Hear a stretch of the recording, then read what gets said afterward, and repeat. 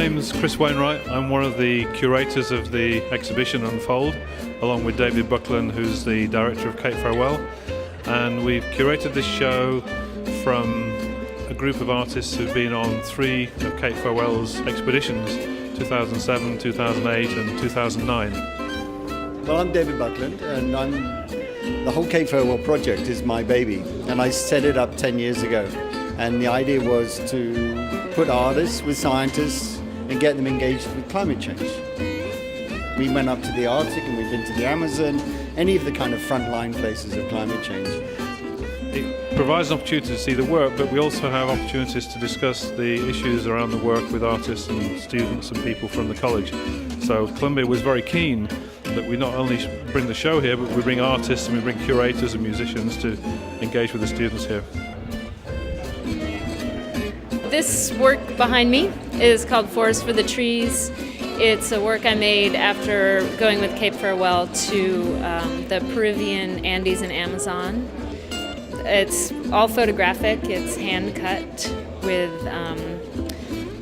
surgical scalpel. So the work, it's all derived from photographs I took in the Peruvian Amazon.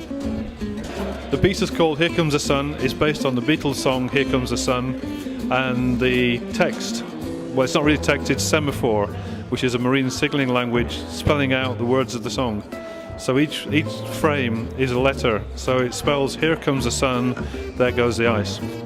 What I've done is take a video projector up on the boat, on this schooner, and we go very, very close to these icebergs, which is kind of a little bit dangerous. But we're projecting text onto the walls of the glaciers. You know, the kind of things that we should care about, be frightened about, kind of slogans.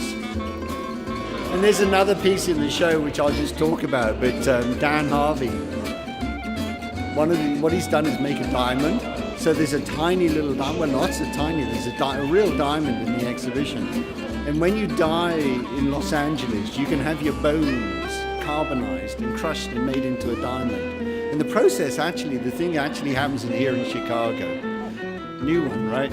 So what he did was to get a polar bear bone, carbonize it, and turn it into a diamond. And then you kind of go, well, wait a minute, which is more valuable, the diamond? Or you'll care the fact that polar bears might not be here in 20 or 30 years' time. The portraits on the other side, what I want, I mean, you know, we've had some pretty famous names on the trip. And I didn't just want to do a portrait, I wanted to know what they were thinking, what their reaction. So each of the portraits has a piece of text, and it's a little story that sometimes is taken from the film, sometimes is taken from conversation, or something they wrote down in one of their blogs. And then actually there's a piece of text up there by Ian McEwan, which is one of our great writers, you know. And it takes a while to read it. It's kind of like we got it on a stroll in the text. But it's why we ought to be worried. We think about climate, you know. We live on this incredibly beautiful planet. We don't want to muck it up. Let's keep it beautiful.